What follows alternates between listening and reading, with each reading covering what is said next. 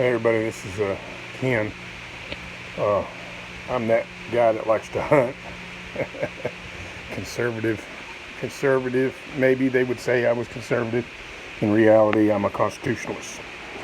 I believe in the right to our Constitution as being as such. Every single right that we have under the Constitution of the United States. Some people get automatically turned off by something like that. All that means is that I spent a lot of time in God's creation, sitting there watching the woods come alive. Something I think more people should try to do. Knowing that the Department of Natural Resources and our forestry commissions and what have you do a great job of managing the property, all paid for by us, we the hunters, just so you know. I like to show that Bambi deer over my shoulder there. That deer was, its mama was giving birth. She ran out in front of a car right in front of me and got hit. And I jumped out of the car, and I happened to have a towel laying there. I snatched that towel out and ran to her. I tried to pull that baby the rest of the way out of her mama. She was halfway up. And I tried to wipe all the slime off of her and do little chest compressions. Anyway, I think that's a very unique mount because you can see by the raccoon next to it, it's literally on the day that deer was being born. And so I like to show that before I come on, people know who I am. We have some stuff coming up in the news right now. I just want to touch on it a little bit. I want to touch on a couple of things, actually. I'm going to start out with what is a two-class oligarch and why is Trump such a threat? That's where I'm going to start. A two-class oligarch. Let's go over that first. Our constitutional forefathers knew very well what two-class oligarchs were. In old England, as a peasant people were working in sweatshops that could only be described as cruel and unusual punishment. 80-hour work weeks, being stacked in like sardines, working in a job that was just mechanical in nature, so diminishing to the human spirit that it's quite profound, actually. And unless you've worked any similar type of job, you really don't understand what that's like. When I was 17 years old, I got put on a two-man line because I was pestering the personnel department. I'm about to turn 17. I was taking plumbing and heating in high school, and I get out at 2:30, so I knew I could do a 3 to 11 shift. And I didn't graduate till I was 18 and a half, but I really wanted to work that 3 to 11 shift. And the personnel department, about 2 months before I even started working, I was in there pestering them. Well, they ended up giving me a job, but it was a job that they really wanted to give to a man with a family, They certainly didn't think a 17-year-old kid, not knowing I'd been raised on a dairy farm and doing that kind of work, or if I wasn't working the dairy farm, I was working across the street at the stables, and not realizing my dad was an old Navy man, and he had his weekly job list and his daily job list. You did all that for free, and then if you wanted to make an extra $5, well, you could split a cord of wood by hand for $5. Anyway, it was just a farm life. It was just kind of what he was raised with, and that's how he presented it to us. But getting back to what I'm referring to, the people want to talk about Trump being some kind of evil dictator. That's hilarious to me, and I'm going to tell you why. There's a few people in our society right now that have real issues, and I'll talk about that in a minute. But let's talk about what oligarchs are first. An oligarch is what we broke away from Old England for. In other words, some of us came out of debtor's prison. Some of us just got tired of being, a cog in the machine of these horrible sweatshops that people regularly climb to the roof of and jump to their death rather than live another day of their miserable lives, which can be described as an 80-hour work week. You get docked, or you lose your pay if you mess up, etc., etc. You lose a limb, oh well, nobody's going to be there to help you, that sort of thing. Well, in China today, which is the ultimate two-class system, what, quite frankly, it seemed like Bill and Hillary are trying to point us into. India's a two-class system too, not quite bad as China, but still two-class system. Russia's a two-class system. Iran is a two-class system. There's a lot of two-class systems in the world. And they're all trying to get together because the captains of industry say, They want that. They want there to be no place at all except as an elite or as one of the peasants to the elite. That's what it boils down to. And I'll describe that for you real quick. In China, if you miss 5 minutes late, say you're 2 minutes late, and or you don't make quota, you end up losing your whole month's pay. Which basically means you can't afford to be sick. They don't wear medical masks as a fashion statement, people. Think about it. You've seen pictures from China. Come on now. You see that on regular news stations from time to time, even though the regular news stations are basically oligarchs' corruption control. That's what they're under now. And you have to understand that until we get everybody out of that, we're going to be trapped in it. And if we don't get everybody out of it, we definitely will be trapped in it. Our grandkids are going to be really trapped in it. And let me explain that. In Old England, they had the same situation. So our constitutional fathers wrote up a document to protect freedom. And hey, even if you're black, guess what? That document worked out for you, didn't it? It did, that's right. And one of the reasons that religion is forbidden in China is because they know that decent, righteous people like MLK can organize to affect change. So, of course, they're not going to allow that at all. And that's why you see them trying to shoot down religion in America now, I believe, is that they don't want people to understand that they have power together. There's millions of us. There's not that many of them when it comes right down to it. And I'm not talking about just because somebody's rich, they're bad. That's not right either. That's not right. But there's some very rich people that have done some pretty horrible things. And I'll cite George Soros. George Soros. Just look up Black Wednesday in England, where he basically screwed the English pensioners out of $2.7 billion, and how he did that on a short-selling technique. He had his sights on many countries since then, and he's done it to many countries since then. And that's how he's built and formed his wealth. All of these NGOs and stuff that he creates, they're not foundations for charity, people. They're foundations for change, but not necessarily the kind of change that you want. He's trying to do away with our Constitution because we're the last bastion of freedom in the world. We're the last obstacle, basically. And he has a lot of support from other oligarchs, other two-class oligarchs. Iran, China, Russia, they all kind of fall in that same category. I heard somebody say that Putin kicked all the oligarchs out. Yeah, except for one. Anyway, it's the Constitution, people. The Constitution of the United States was our founding forefathers' answer to oligarchs' dirty bag of tricks. And I'll give you an example of that real quick. During the Kavanaugh hearing, there was a woman who was going to the hospital because the protesters were requesting to go to the hospital. Instead of being able to go to jail, they would make up, I can't breathe, or this or that or the other, and they didn't end up taking it to the hospital. And they not only have doctors and nurses and stuff at the hospital say, yeah, we saw her doing it. They have pictures of it. And so they have pictures of her handing the protesters money. I'd like to quote Martin Luther King. Martin Luther King said, if you protest with violence, then you make your voice silent. And he's absolutely right about that. But I'd like to add to that. If you protest by paying the protesters, you also make your voice silent. Because how can you trust an actual protester when there's paid protesters? You understand that changes the dynamics of everything. And so those people are supposedly all up in arms and this and that and the other, when really they're just trying to get their piece of the money that somebody's handing out. And the person that's handing it out is the same person that created Black Wednesday. All right. And I believe this new, just seeing this recently on the news and on Facebook and everything else, which I don't have Facebook, but believe it or not, people like me, they've deplatformed.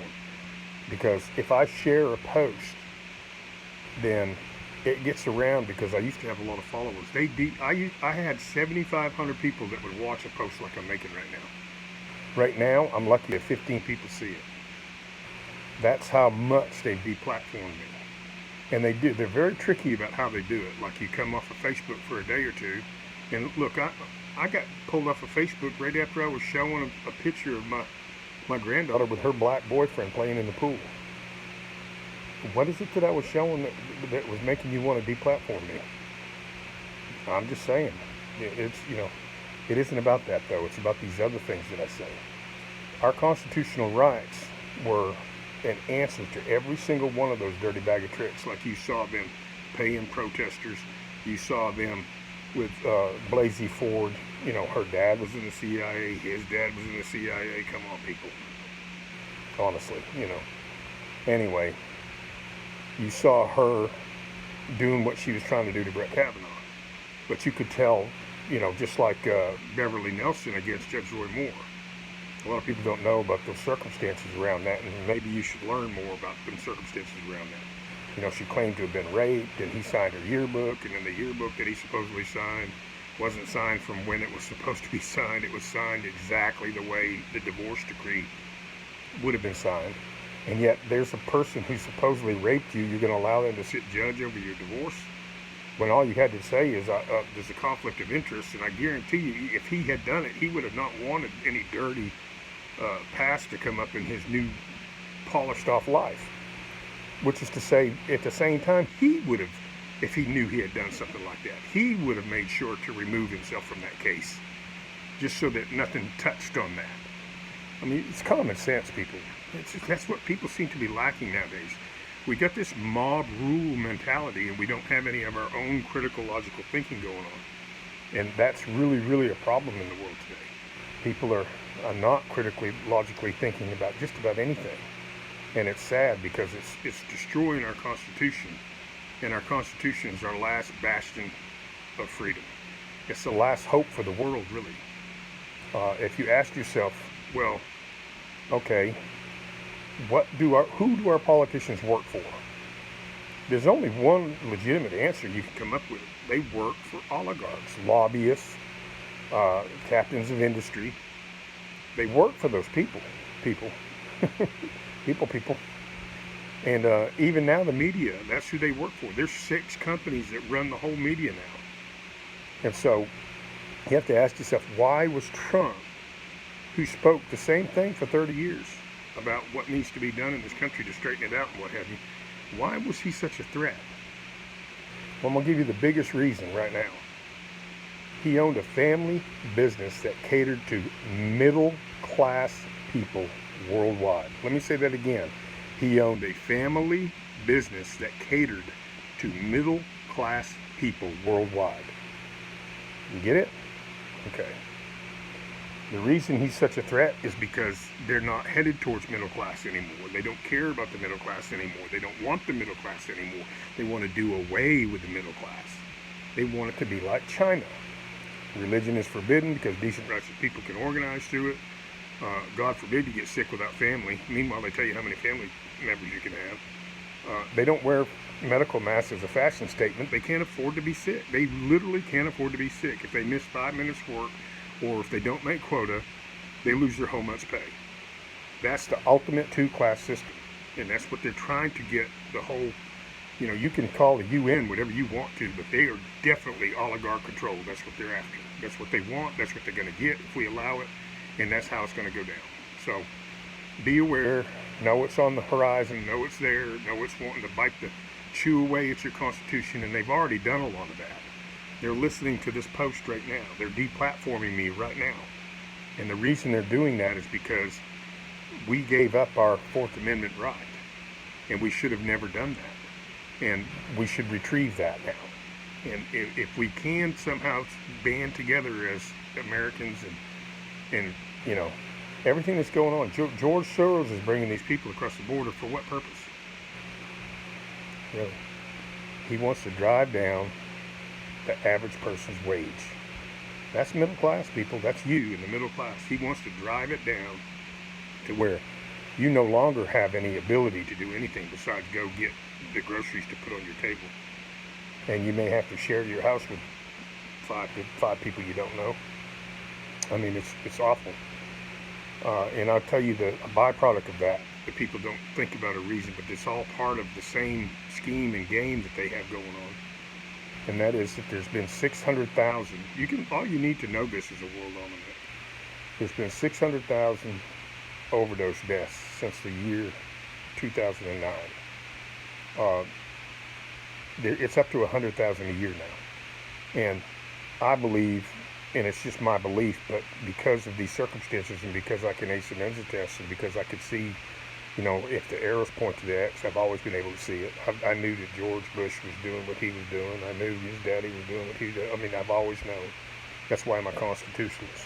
I voted for Obama with very hopeful aspirations like everybody did. And it turned out that he, quite frankly, was just an agent of Iran. That's the God's honest truth. And the reason I come to that conclusion I could go into, but it will take time. But what's happened is with these drug deaths is more important than people really realize. And here's why. All you have to do is have a world almanac that has the statistics online with a cheap app and look through history at the statistics of drug deaths.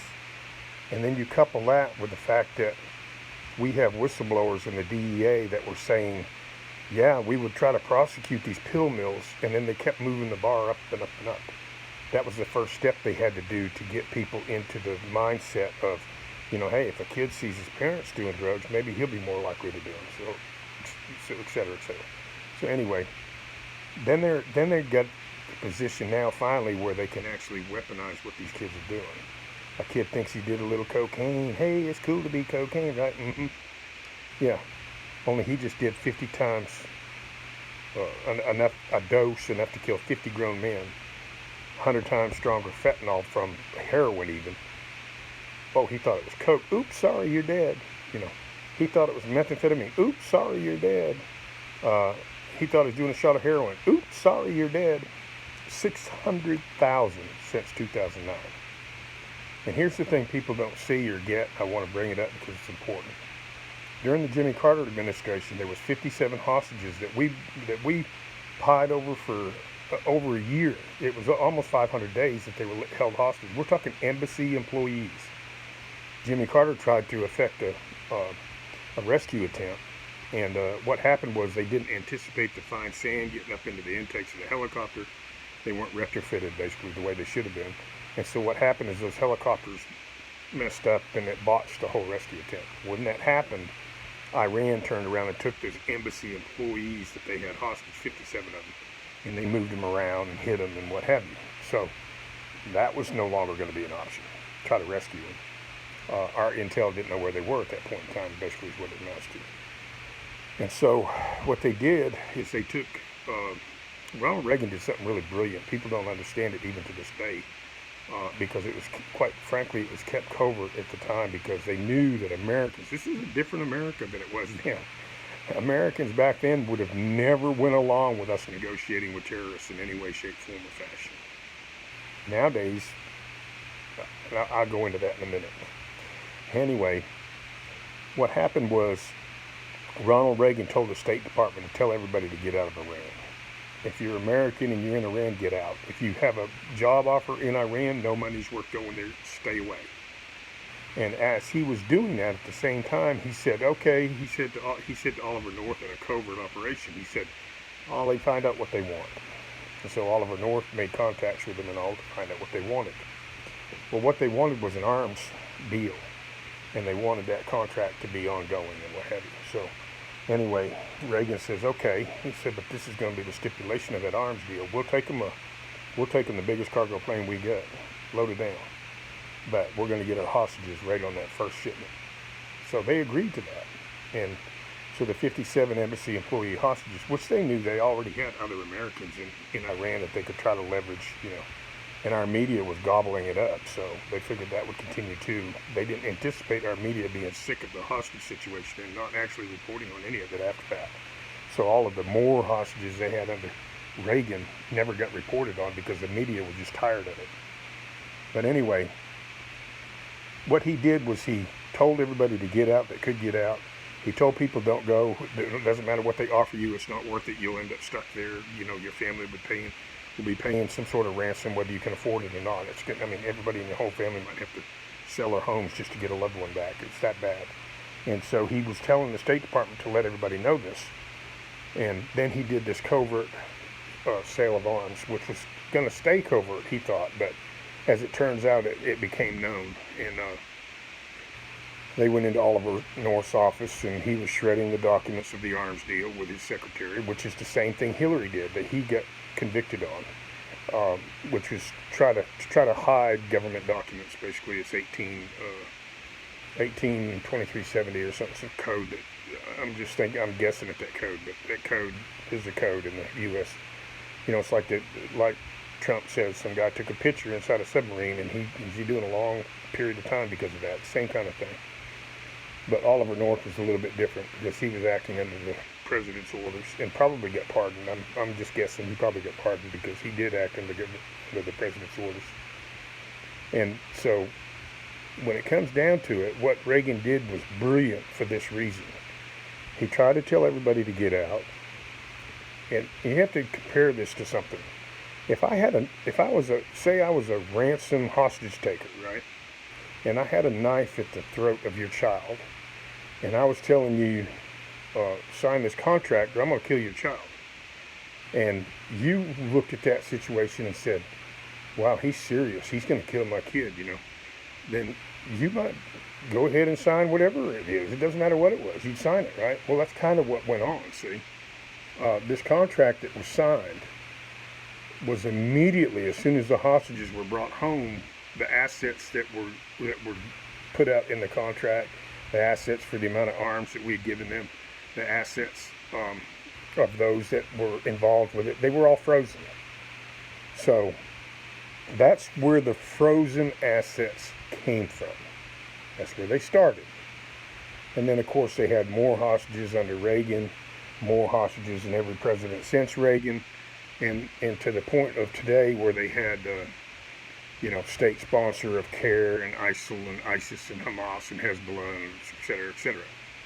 This is my point I'm bringing up. And people don't want to hear this because, like me, they wanted a first black president.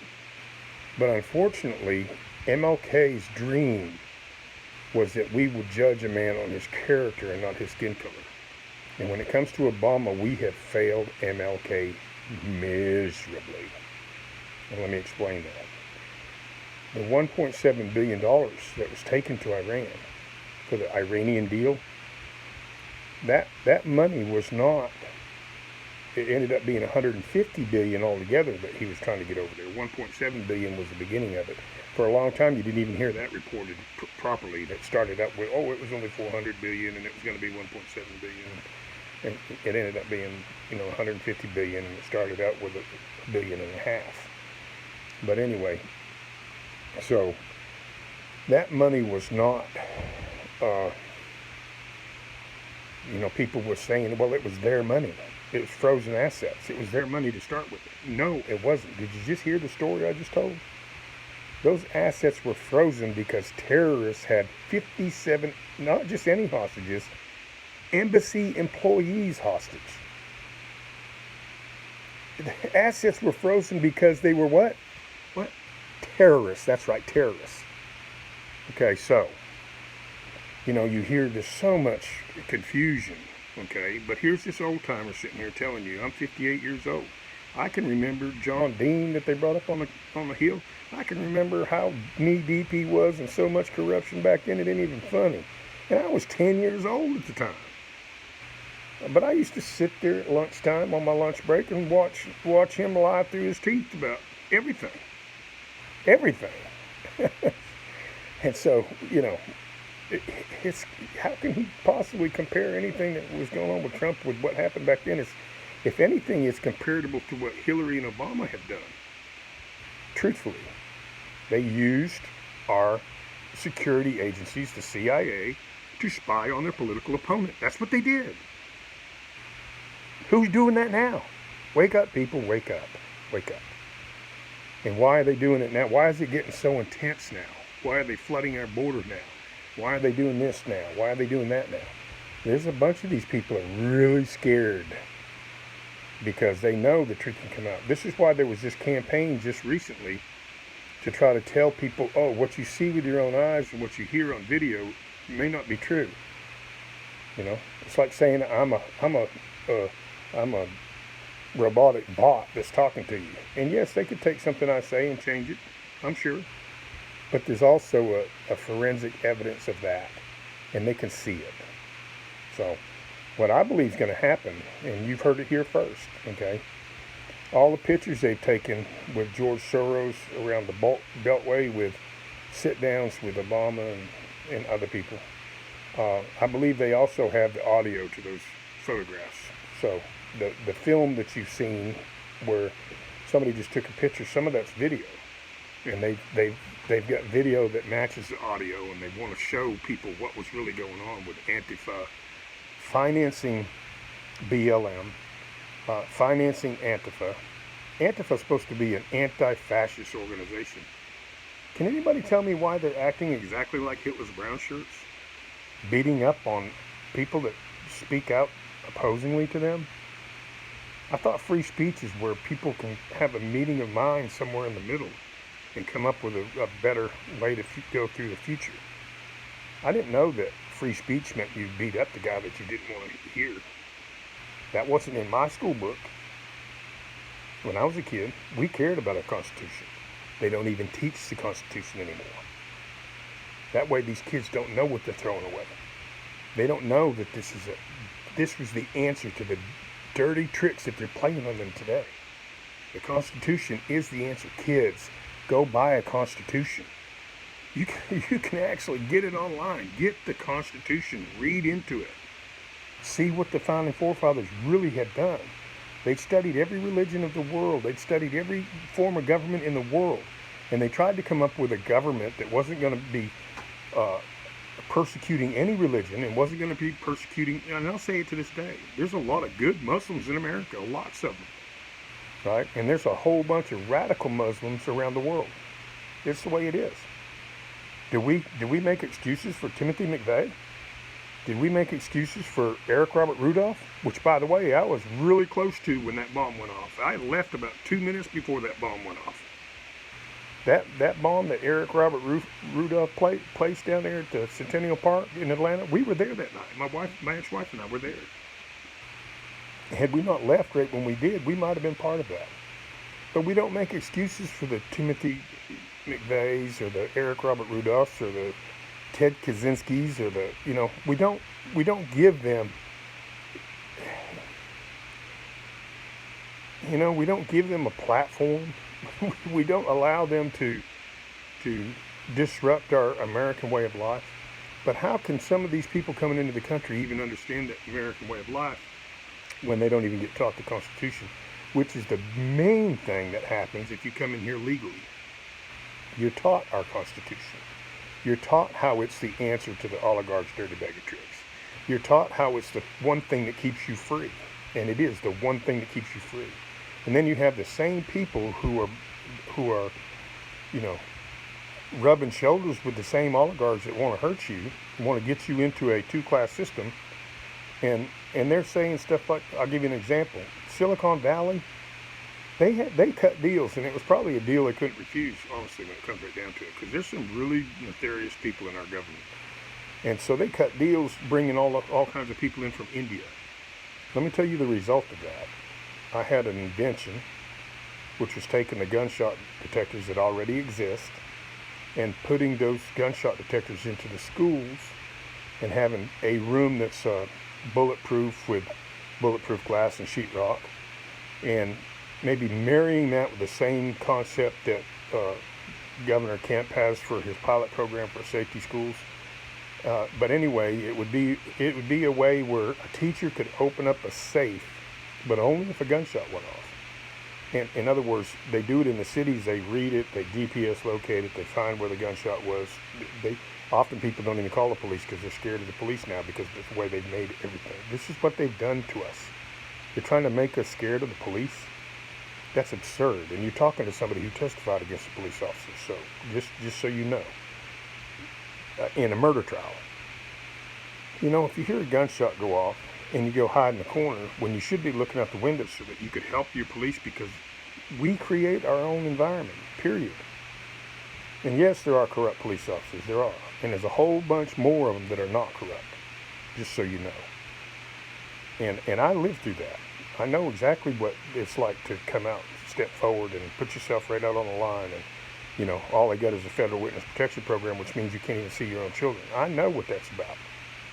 So, anyway, furthering what I was saying, I was talking about the gunshot detector concept being in the schools, which opens up a safe that normally the teacher can't open. This alleviates every American's concern about teachers having day-to-day access to guns, because the safe will not open unless the active shooter alarm had gone off. You can't fool it with firecrackers, you can't fool it with popping balloons, you can't fool it with bangs, it literally reads the audio signature of a gunshot. The intensity, the wavelength, everything about it. Okay, so, and it can be set up very secure because, you know, you can put, you know, resistors on it, so if somebody cuts the line, it indicates that the line's been cut, you know, that sort of thing. There's all kinds of ways to make it secure. They could do an override in the main office where it takes two people putting in their code and turning the keys simultaneously, the keys being far apart like in a Nike missile site, so that if they turn them keys at the same time, it overrides the system for non-school days for maintenance, upkeep, training, or what have you with the weaponry. The weaponry could be non-lethal. It could be, you know, shooting beanbags at people. It could be flashbangs that shoot out rubber balls. You know, with a slide on the door that only the teacher knows how to work and open. You know, she sees him coming towards that room, that safety room. She could slide that door open and hit him with beanbags and stuff, and throw some flashbangs underneath his feet. That might take him down real quick. Anyway, we know there's going to be people that try to attack, especially what's considered a non-gun zone. I mean, it's like the prime target nowadays, right? But what is it really? It's two-class oligarchs knowing that's an obstacle. They can't get to you truly while we still have that freedom. So it's just another one of them notches they're trying to notch out the pegs of the Constitution. Every oligarch's control freedom in the Constitution, they're trying to take them pegs out. Okay? And when we talk about freedom for a minute, you have a freedom to this and a freedom to that and a freedom to that. Most of the freedoms, if you stop and think about it, they're a freedom to not be controlled, not to be controlled. Let's call it a freedom and control them. That's not what it is, people. It's not. The freedoms that we have in the Constitution are for them to not control how we think, what we say, what we want to do with our own lives without government intervention. Okay, that's what our freedoms are. And so, you know, there's always that argument. There's always going to be that argument. But, well, you know, sometimes that leads to this or sometimes that leads to that. Well, what's the alternative? China? Is that the alternative?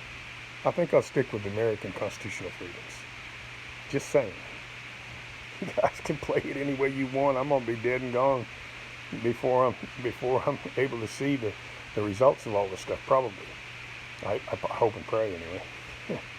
But yeah, we all have these issues. Now, why was Trump such a threat? Let's get back to that real quick. Why was he such a threat? Because he owned a family business that catered to the middle class people worldwide. Simple. Plus, he's absolutely brilliant. They could sit there and act like he's dumb. He has to act like dumb sometimes just to be heard on the 6 major oligarch-controlled media. And that's pathetic, really. And they're even saying it nowadays. Oh, why did we give him a voice and such and such? You know, not realizing that he played you like a fiddle. He really did. And now we know, though, see? Now Americans know what he's really about and what he's really trying to do. And so we understand what's going on.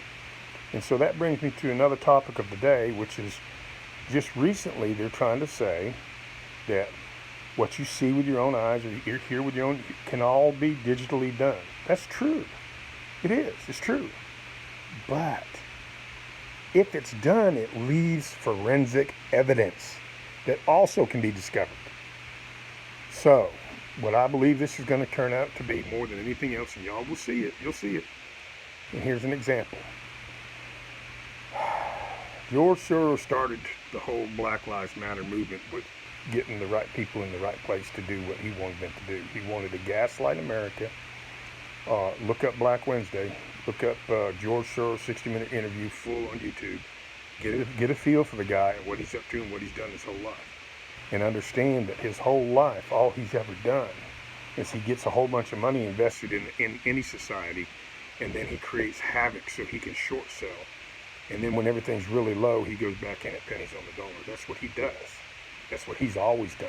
That's what he will always do. It's his nature. It's the nature of the beast. He doesn't care about people. He never has. He turned his own people into the Nazi death camps. Oh, he likes to say he just moved their property. I didn't have anything to do with removing people. Really, George? Really? Huh? The Nazis left those homes open for other people in the village to pillage their homes. Really, George? That's how you're gonna play it? You were there. You know you were there. People are just a little bit of critical logical thinking, man. It's all it takes. People bash Trump. Oh, he sued a bunch of people and stuff over the years. Yeah, he built these whole buildings. Think about the analytical, logistical stuff that he had to do to even build a building. And naturally, when he put down a contract in front of somebody and they signed it, he was telling them, you live up to your end of this contract or I will sue you. And he had to do that in order to build these buildings. Do you get it, people? He couldn't just let people off. Oh, I don't want to sue you. I did that when I was a small businessman. I didn't want to have to sue everybody. I just chalk that one up to experience, But he couldn't do that. He didn't ever build his first building. So just so you know, there's a method to the madness. And everybody wants to bash him for using the bankruptcy courts. Hello, really? You want to bash 90% of the people bashing him and use the bankruptcy court themselves to start with. But I'm going to tell you a little thing I know about from my hometown. They had a factory in my hometown, and I told you about what it was like working there. It was like cruel and unusual punishment when they put me on a two-man line by myself. But that company went bankrupt every 7 years because the law allowed, just like clockwork. And the CEO of the next company with a different name or whatever was always the same guy. His name was Mo Kimball. Now, he was using the bankruptcy laws the way that law allows them to be used. So he was following within the law. So to bash somebody because they bankrupted once is ridiculous. As a matter of fact, they say that 9 out of 10 businesses fail. And I would say that number's gone up since I was a kid. So what that meant was I had a great uncle that was very successful in Boston, voted the most eligible bachelor for many years, and he was very successful in business.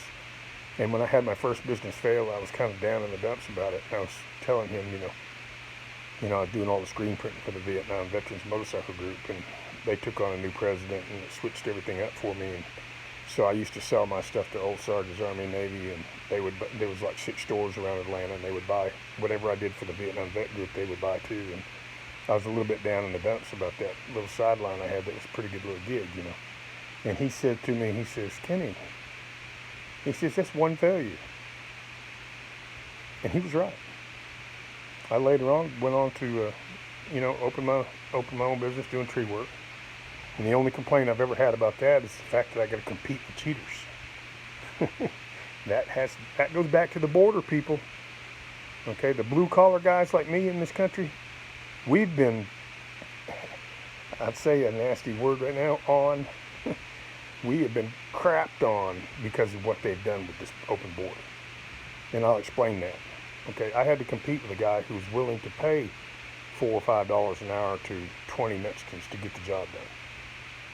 But I didn't want to do that because I knew if I gave them cash, I had to hide that cash to the IRS. I didn't want to do that. I wanted to make sure that I secured whatever I built up. How are you going to secure what you build up if the IRS can get it? And guess what? Nowadays, after I'm retired, I still get cards in the mail where they're auctioning off 50 pieces of equipment because the guy cheated. So there went his American dream. Because he was willing to cheat, there went my American dream. There's an answer for that too. Straight sales tax. Trump's right. Anything that comes, any money that leaves this country should be taxed like 30% or something. The straight sales tax should be 20%. That takes care of state and federal all at once. And you rebate every single human being that is legal. In other words, they have a social security number and they're legal in this country. You give them a rebate. There you have a stimulus package, plus you have compensation for anybody that makes, say, less than $20,000, $30,000 a year. They're compensated for the amount of money that they spent in that sales tax they really couldn't afford. Makes sense? Okay? Our tax system doesn't work. Why do they want Trump's taxes? Because there's a 40 million worded code that they know they can catch him on something. People are just goofy. They don't think through anything anymore. And these poor kids, you know, they're on their phones so much. They express their emotions through emojis and stuff, or put up a picture that basically describes the circumstances and send that to a friend. They don't even have a vocabulary anymore, let alone the ability to critical logical think. I gave my granddaughter, I used to love them when I was a kid, it's called a Chinese puzzle. I gave my granddaughter a Chinese puzzle in her stocking. She never even opened the damn thing. I don't get it. I just don't get it. You know, you teach your kids how to think. You teach them how, you teach them.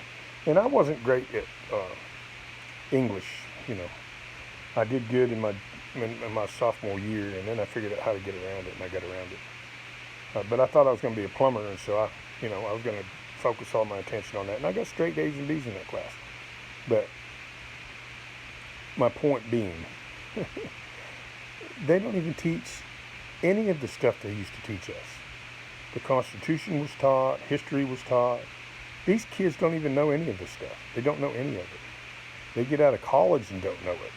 College people that are hiring people nowadays they don't even want a college student now. They openly say, we would rather take a smart high school student who got good grades in high school and put him immediately into, or her immediately into the intern program. And that way we can teach them what we want them to do, because the whole scheme of things changes so fast that you take a kid that's been to college, and what did you learn? Oh, I learned how to go to raves and party a lot.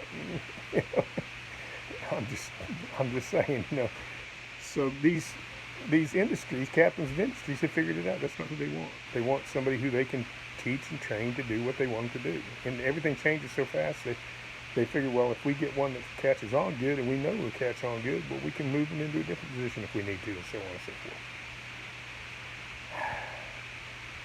I want to say a couple of things that I think will solve the world's problems before I get off. I know I got about 15 minutes left.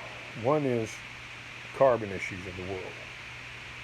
And I'm going to go over a concept that I've had that, believe me, is not just a concept. It's like a God-given dream that I added a lot of what I've learned over the years to, a lot of what I know about when it comes to this particular subject over the years. And I'm not even sure, because there's a lot of parts of this concept that need to be tested, and people need to understand it. I believe this is one of the reasons they deplatformed me on Facebook. Let me tell you how they do that, by the way. And they're doing it right before the next election, because they don't want people like me share and post.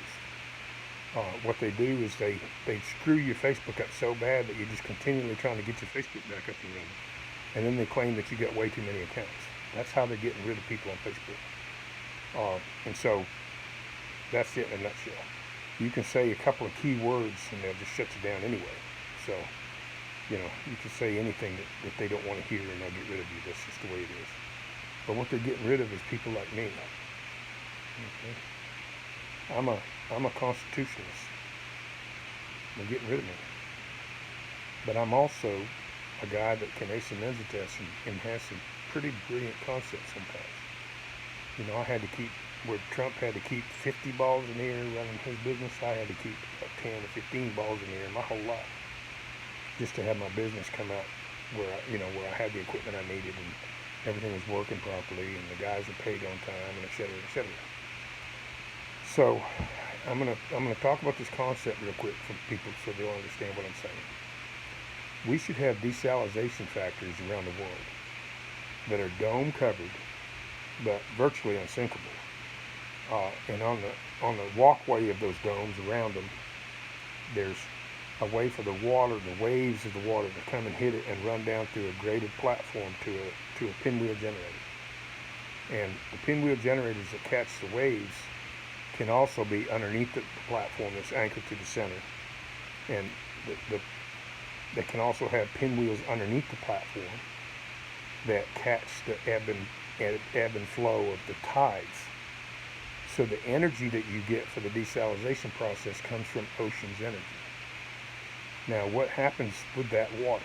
They send that clean water up a pipe through the center of the dome on a swivel. And it's on a detachable fireman's hose. So it's anchored and detachable. So it can be pulled out of harm's way in the event of a storm, or if it's broke down, needs replacement, you take it back to the shipyard type place that replaces and works on them. And these could be around the world, all around the world. Now listen to what I'm saying. If that went to a hard line, and that hard line went to desert land, you could have in-ground homes prior to, in other words, with pre-irrigated water. You could have in-ground homes prior to the irrigation that would allow for them to be cooled on a valve system. In other words, it just depends on how much water you put to the radiator kind of thing with a fan behind it that determines how cool you want your home. And so, in that kind of a system, you could have thousands of in-ground homes on the pre-irrigated water. You could have a desert that's turned into a life place. And the reason I say that is because the plant I'm going to talk about has already been proven to grow very well in the desert. The same plant was also made illegal as a contingency of the build-up to World War II. In other words, our government was trying to look at them for energy, the oil conglomerate of the day. They wanted to know what to make sure they had the energy they needed going into World War II. And as a contingency of that oil deal, those oil conglomerates said, yes, if you make this one plant illegal. Now I'm going to explain to you why. The one plant they wanted to make illegal produces bulk 90% better than the other energy type plants that we produce, like cane sugar, which is not environmentally friendly and because of where it's grown, but it's only 10% of the amount of bulk that this other plant produces. And corn, which again, it's about 10% of the amount of bulk that this other plant produces. Well, here it is in a nutshell. The plant I'm referring to is the hemp plant. But now keep in mind, don't turn me off, don't shut it down, listen to what I have to say. We're not talking about hemp for THC, because THC is a chemical that makes the seed. We're talking about hemp produced for seed, because the seed oil can be transported across engines. If it gets spilled, it doesn't hurt anything, it's not harmful. It's not like crude oil going into the ocean. It's a very natural substance. As a matter of fact, if fish eat it, they just get healthier. And I'm going to go into some other aspects of that here in a minute, but I want to get through this. Okay, so you have the hemp plant made for seed. Okay. On these farms, what they do is they desalinate that water.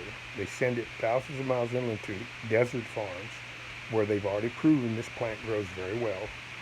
Look at the Narco series and you'll understand. So they've produced a clean water to irrigate this plant in the desert. Now we're talking about the best solar energy panel known to mankind, made by God. You get it? Let me tell you what it does and what it means. You guys are going to think I'm crazy right now until you hear me out. This plant produces energy 90% better than any other plant known to mankind. But not just any energy. With the desalination factories, it's like phenomenal what it does. You've got air conditioning of homes with no freon to hurt the ozone. You have the plant itself being able to be de-seeded, the seed can be transported without any danger of it catching a fire or polluting an environment, because the seed itself, animals can eat it and it makes them healthier. They've proven it over the years, trying to make it, the oil conglomerate wanted to make it look like it was not healthy, and all they ever came up with was, yes, it actually makes the animals healthier. So we're talking about a plant that you can deseed, then defoliate, and that foliation can be used for cattle farming or goats or whatever. So you deseeded it, you defoliated it. Now you have, this is where people get a little turned off, but hear me out. Now you have a coal burning type facility, but it's not exactly a coal burner. What it's doing is you're chopping up that stalk, which also can be used for building materials, because fiber material can be used for building materials in the in-ground homes. It can be used for clothing. It can be used for a lot of things. You're chopping up that stalk, and you're burning that in an electricity type, coal burning type facility, okay, to make electricity. Now, at the same time you're making that electricity, what you're also doing is you're capturing the hydrogen gas that's produced when it burns. In other words, you have a system that is separating the hydrogen gas from the smoke, which is also a really good filtering system in the process, because you want to filter that smoke. You don't want a whole lot of that going out, but there's going to be some, and let me explain what's done with that. Okay, so this also answers the age-old question of how do you produce hydrogen with X amount of energy when it takes X amount of energy to produce X amount of energy. See what I'm saying? The beauty of it is you use God's natural solar panel. So you're using the energy from the sun to produce the hydrogen. And everybody knows hydrogen is the answer to clean fuel, compressed gas. Everybody knows that. If you don't know that, then you weren't paying attention to science class. And here's something else that everybody should know but don't. My dad was a geologist. He told me that over decades and decades and decades, old growth forests, because there were no fire departments and what have you, old growth forests burned for almost continuously all through the million years of evolution. So for decades at a time, sometimes the old growth forests would burn. But here's the thing. Even though it was creating an enormous amount of dioxide while it burned, it also, old growth forest, filtered the dioxide and converted it back to oxygen. See, a lot of the problem and why the oil conglomerate didn't want this plant known for years, and they've done a pretty good job, they've kept it under wraps for about 130 years now. These information devices are going to break that wide open. But anyway, the reason they didn't want people to understand what this plant could do is because it undermines their ability to sell crude oil. But they're at the point now where they should understand they have enough power and influence where they could convert. The Syrian people would love to go home. I think this is the place where this whole concept should be tested. I think that they ought to, before they start fracking and destroying that land and the water, they should take, and look, hey, I'm an American constitutionalist. I'm not a Democrat. I'm not a Republican. I'm an American constitutionalist, and I had a God-given vision. This is the God's honest truth. When those people want to go home, we should make it where they can go home. Well, how did this all start? Started with a drought, right? Well, desalination factories sending water inland to in-ground homes and farms would solve all of that before they start fracking, which is what they really want to do. So these corrupt two-class oligarchs, man, I'm telling you, they're bad people. They know this. They've known it for years. They knew it since 1938, or they wouldn't have made it a contingency of the deal. Do you follow me? Okay. So this new Green Deal, Alexander, let's make it sound crazy as hell, and that way nobody will ever do it. Or you might as well be drunk come up with that.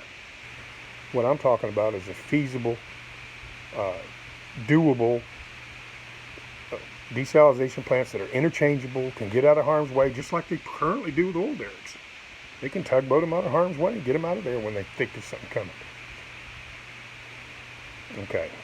But more important than that, they can be moved around the world in certain places at certain times and everything else to make everything as productive and as flowing as it can be. And who's better to do that than what we already have as our oil conglomerates? They just need to wake up that this is the wave of the future that they could grab onto, and they could be the one transporting the seed oil around the world. They could be the one turning that seed oil into crude oil. Only one difference. The crude oil that's made with this seed oil also makes biodegradable, environmentally friendly plastic. Now, I've been saying 30 tons a year going in the ocean. Well, I just found out recently that it's not 30 tons, it's 30 million tons of plastic that's going into the ocean every year. Every bit of which, just like the plastic, could actually be used just like fodder for cattle. Every bit of the plastic that ends up in the ocean, fish can eat it, microorganisms can eat it, and it would actually make them healthier. See, I want to quote you something real quick. I just like physics. I like Morgan Freeman's Through the Wormhole. I like some of these really brilliant people that have come up with stuff like E equals MC squared. Okay, we're talking Albert Einstein now. But I like the stuff that they come up with, and I like what the way they look at the world. I like stuff like strange entanglement and these kind of physics. Some people won't even know what I'm talking about, but I like that kind of stuff. And Albert Einstein had a quote. He said, to raise new questions. He said to explore new possibilities.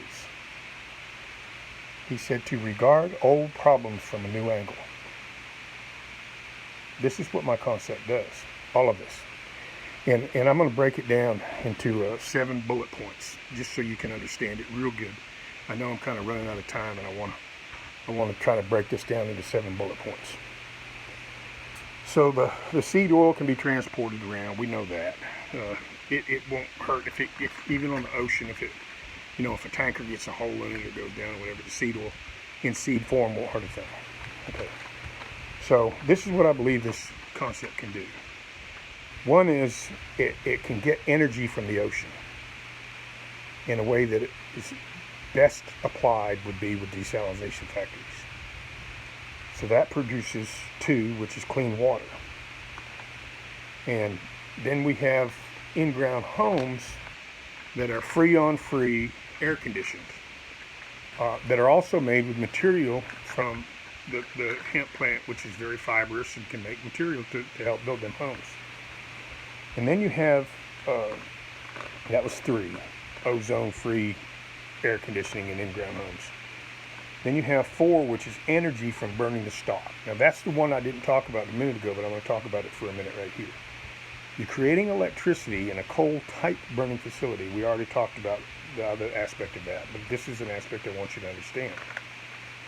If the hemp plant produces bulk 90% better than any other plant that is known to mankind that produces energy, some form of energy, whether it be seed oil or sugar or the seed oil from corn, okay? But the hemp's a lot better than that, 90% better. So what we're talking about is, okay, and I don't know if corn converts dioxide to oxygen or converts oxygen to dioxide. I really don't know. But I know this, as long as carbon goes up on the spectrum, oxygen goes down. That's just common sense. So this balance of the million years of evolution has to do with oxygen and dioxide. Oxygen and dioxide, and they kind of stay in an even plane. That's our best hope for the future. I'm going to tell you right now, Einstein was considered socially inept. I'm going to tell you why, even though I wasn't there.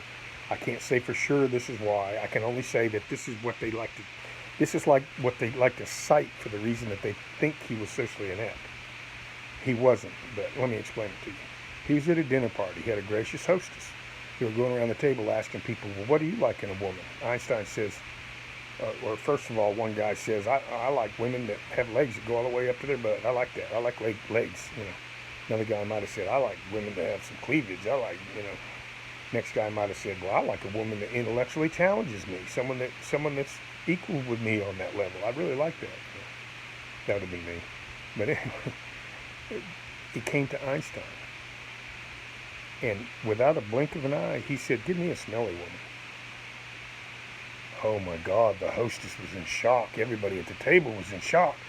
Oh, and she just changed that subject quickly so to spare him from any further embarrassment. That's my version, the end part. The first part's real. He said, give me a smelly woman. The part that didn't happen, and is also real, is nobody gave him a follow-up question.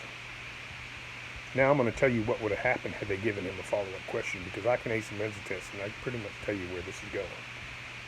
If they'd have said, Einstein, why is that? He'd have said, well, plumbing's brand new. We use 27 times more water than we did naturally. even with a pump in our yard, where we had to pump the water into and carry it into a bathtub. Do we not think that that's going to change everything? 27 times more water being used by people, mixing in with all of our chemicals and all the other stuff we do. I think that would have been his answer. And the only reason I know that is because I'm no Einstein, but I have a little bit of that ability. A little bit of that ability. So my point being, you really never know. So let's get down to my bullet points, okay? So here we go with the energy from burning of the stock to make electricity. This is the part I want people to get into their head, and the reason I brought up that past little thing was so people can understand. Explore old problems from a new angle. Please, people. Deforestation, what it did to this planet is immense. And you have to consider most of the world was deforested before America was even a glimmer in the eye of a patriot. So we're talking about something that's been going on for a very long time. Now, how do you counter deforestation? If deforestation burned, the carbon's not the problem. Okay, it burned, although carbon monoxide is, because that's poisonous. So it's not carbon, natural carbon's not the problem, but carbon monoxide might be part of the problem, because I'm guessing because like I said, I can base on everything. I'm guessing that probably carbon monoxide is just like you don't want to breathe it. Probably the plant doesn't want to breathe it either, just saying. It's a living organism. It's so much of a living organism that if you speed up the sound of a tree, it has the universal rhythm. Somebody that knows music will know what I'm talking about. If you speed up the sound of a tree just being out there in the woods, and it doesn't matter what woods you are in, what forest you're in, where the tree is, none of that matters. Every single tree has a universal rhythm. Didn't know that, did you? Anyway, so let's get on to what I'm saying here. So, burning that for electricity and emitting some carbon dioxide, not monoxide, in the very spot where all these plants that love the dioxide and grow even better with lots of dioxide, okay? It's absolutely a beautiful solution to carbon, because you take the one plant that, and I'm just going with the fact that it produces 90% more bulk than any other plant, so it probably does the conversion rate 90% better. And I know for a fact it does convert carbon dioxide to oxygen. So if these plants are built right there in the desert where it's all going on, then they're going to be absorbing that dioxide and emitting oxygen. Just saying. Everybody's looking for problem solvers of the world. Now let me tell you what else it can do. That was bullet point 3. That's how far down this list we've got. In that same plant we just referred to that burns for electricity, emits a little bit of dioxide, the scrubbing of that smoke is where you get hydrogen. And that solves the age-old problem of how to get hydrogen when it takes X amount of energy to produce X amount of energy. Well, you're getting it from the sun, from the best solar panel known to mankind, a plant. You get that? We could have compressed carbon if we follow a certain plan that I'm laying out here. Talk about the new Green Deal. This is coming from a constitutionalist, American constitutionalist. I live in Georgia, by the way. If you hear this concept, please share it. And at the same time, please understand, my name is Kendon Erland Curtis. I know I use KC because Casey's my nickname. But I am an American constitutionalist that lives in Georgia, America. If somebody develops this in the future, I respectfully ask, because it was a God-given dream and I was told not to hold it back, the world needs it. I respectfully ask that you give my family a small percentage of, the gross of the product, basically. And so I'm going to go on to the next bullet point. I mean, we've been through all of this stuff. We know what's going on. We understand that this, compressed hydrogen is so important because it burns clean. The only thing it produces is water. We know that. And the seed is exactly like crude oil in every way that crude oil can be used, so can the seed oil of the hemp plant. Only when it's burned, it produces dioxide instead of monoxide. So there you go. And then the biggest part of that, the crude oil, uh, is of course the way it's transported around the world would never ever create a not environmentally friendly spill.